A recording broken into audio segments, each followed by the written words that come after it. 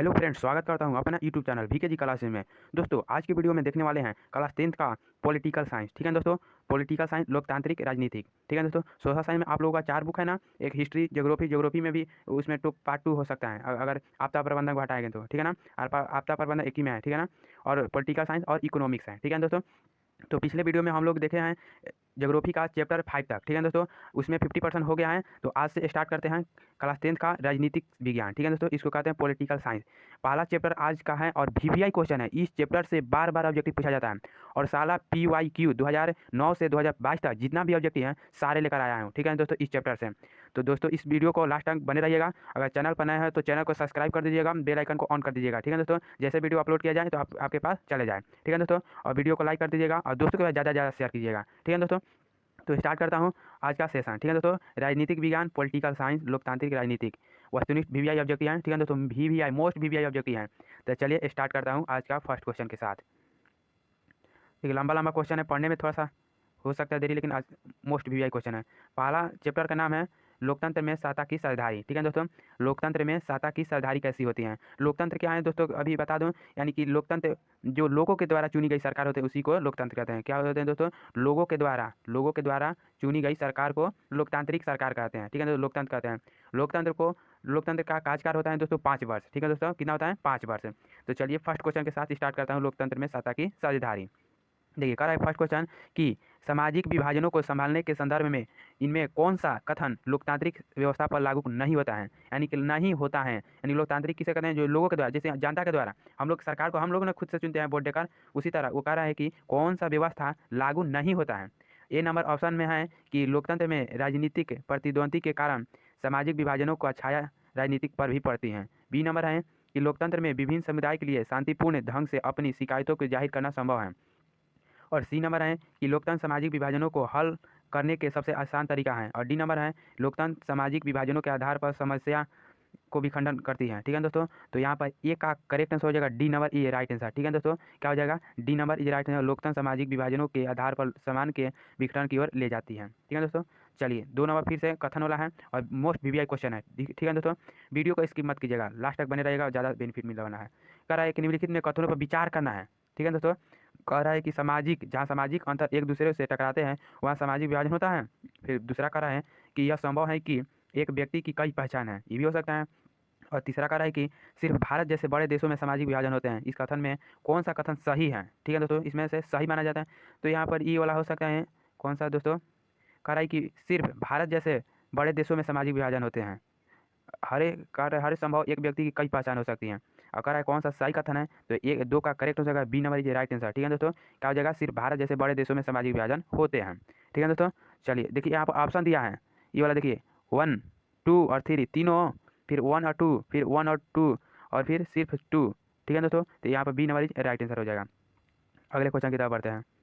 देखिए ये VVI question है। देखिए कितना बार पूछा गया सवाल है। कह रहा है कि निम्नलिखित व्यक्तियों में कौन लोकतंत्र में रंगभेद के विरोधी नहीं थे पूछ रहा है। और 2013 में, 2017 में, 2018 में और 2018 में सेकंड सीटिंग में भी पूछा गया सवाल है। वीवीआई क्वेश्चन है, इसकी मत कीजिएगा। ठीक है दोस्तों, क्या है वीवीआई मोस्ट इंपॉर्टेंट क्वेश्चन है, मोस्ट इंपॉर्टेंट क्वेश्चन है। कहे कि king Martin Luther, Mahatma Gandhi, Olympic धावक टॉमी स्मिथ एवं जॉन कॉर्लस, जेड गुडी। ठीक है दोस्तों, तो 3 का करेक्ट आंसर हो गया डी नंबर, राइट आंसर जेड गुडी। चलिए अगले क्वेश्चन की तरफ बढ़ते हैं। कर रहा है कि मिलान करें। देखिए दोस्तों, 2 नंबर भी शॉर्ट क्वेश्चन में भी पूछ सकता है कि निम्नलिखित कथनों को मिलान करें। तो यहाँ पर देखिए ये ए नंबर पाकिस्तान है, इधर हिंदुस्तान है और इंग्लैंड है। देखिए इसमें धर्म के तरफ मिलान करना है। ठीक है दोस्तों, कह रहा है कि पाकिस्तान में, जो पाकिस्तान देश है ना, वहाँ पर कौन सा धर्म मैंने कैसा होता है, तो इस्लामी होता है ना, पाकिस्तानी लोग इस्लामी को मानते हैं। और हम लोग क्या है, हिंदुस्तान है तो हिंदुस्तान में कौन सा धर्मनिरपेक्ष।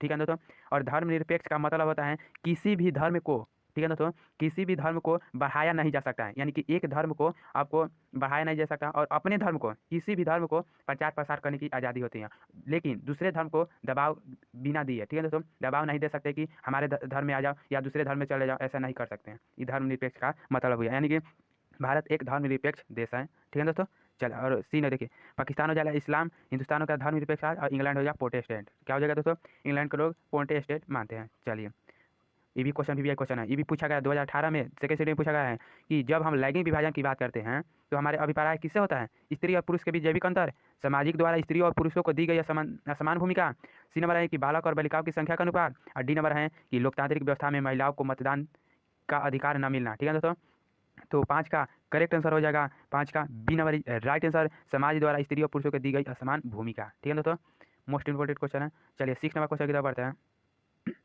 भारत में औरतों के लिए आरक्षण की व्यवस्था किस संस्था में है? ठीक है दोस्तों, ये देखिए 2011 में, 2013 में, 2016 में, 2019 में। तो ऑब्जेक्टिव को एक भी मत छोड़िएगा। ठीक है दोस्तों, 50% आ रहा है कि एक भी ना छोड़िएगा। कह रहा है कि भारत में औरतों की आरक्षण की जो व्यवस्था है ना 50% कहाँ से किस संस्था के द्वारा लिखे हैं? लोकसभा, विधानसभा और मंत्रिमंडल, पंचायती राज व्यवस्था। ठीक है दोस्तों, तो 6 का करेक्ट आंसर होगा डी नंबर पंचायती राज व्यवस्था। ठीक है ना दोस्तों, D number is right answer. 7 number question की तरफ बढ़ते हैं। ये कह रहा है कि सांप्रदायिक राजनीति के अर्थ में संबंधित निम्नलिखित के कथनों पर गौर करें और सांप्रदायिक राजनीति किस आधार पर आधारित है? ये भी 2018 में पूछा गया सवाल है। एक धर्म दूसरे से श्रेष्ठ है। बी नंबर विभिन्न राज्यों के लोग नागरिकों के रूप में खुशी खुशी साथ रहते हैं। एक धर्म के अनुयायी एक समुदाय में बनाते हैं। एक धार्मिक समूह का प्रभाव बाकी सब धर्मों पर कायम रखने में शासन की शक्ति का प्रयोग नहीं किया जा सकता है। तो यहाँ पर 7 का करेक्ट आंसर हो जाएगा ए नंबर राइट है, एक धर्म दूसरे से श्रेष्ठ है। ठीक है दोस्तों, चलिए 8 नंबर क्वेश्चन की तरफ पढ़ते हैं कि भारतीय संविधान के बारे में कौन सा कथन गलत है? भारतीय संविधान के बारे में, ठीक है दोस्तों, कौन सा कथन क्या है? गलत है। यह धर्म है, देखिए करे कि यह धर्म के आधार पर भेदभाव को मनाही करता है। यह धर्म को राजकीय धर्म बनाता है। यह धर्म लोगों को कोई भी धर्म मानने की आज़ादी है और किसी भी धर्म को सभी नागरिकों को बराबरी का अधिकार देता है। ठीक है दोस्तों, तो यहाँ पर 8 का करेक्ट आंसर हो जाएगा बी नंबर। ठीक है दोस्तों, क्या हो जाएगा? B number is right answer. यह एक धर्म को राजकीय धर्म बनाता है।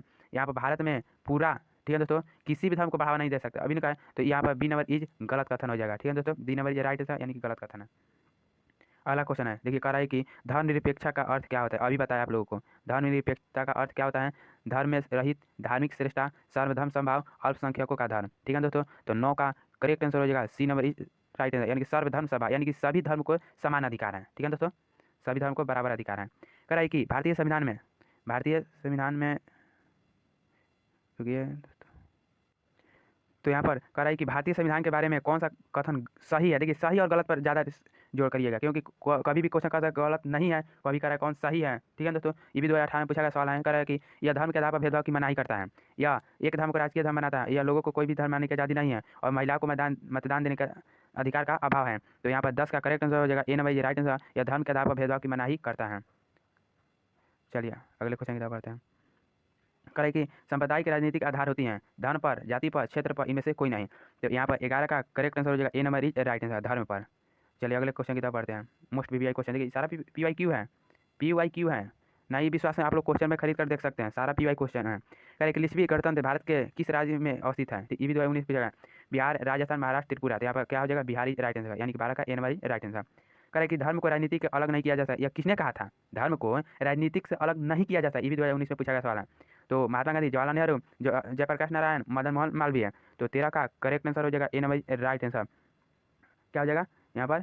महात्मा गांधी। ठीक है दोस्तों, चलिए और इस चैप्टर का अंतिम क्वेश्चन है, देखिए 14 क्वेश्चन यानी कि 14 ही क्वेश्चन है, लेकिन बहुत वीवीआई क्वेश्चन है, सारा पूछा गया सवाल है। ठीक है दोस्तों, कह रहा है कि कृषि कार्य में महिलाओं की भागीदारी है, कृषि कार्य में महिलाओं की कितनी भागीदारी है, कितना परसेंट? 50%, 40%, 10%, 20%। तो 14 का करेक्ट आंसर हो जाएगा B number is right answer, क्या हो जाएगा दोस्तों? B number is right answer यानी कि 40%। तो इस चैप्टर यानी कि कौन सा चैप्टर है? चैप्टर का यानी कि लोकतंत्र में सत्ता की साझेदारी से 14 क्वेश्चन है। तो आई होप यह वीडियो आप लोग को अच्छा लगा होगा, लगा हो तो वीडियो को लाइक कीजिए, चैनल को सब्सक्राइब कीजिए और दोस्तों के साथ ज़्यादा शेयर कीजिए। ठीक है दोस्तों, मिलते हैं अगले वीडियो में नेक्स्ट चैप्टर के साथ। तो थैंक्स फॉर वाचिंग वीडियो, जय हिंद।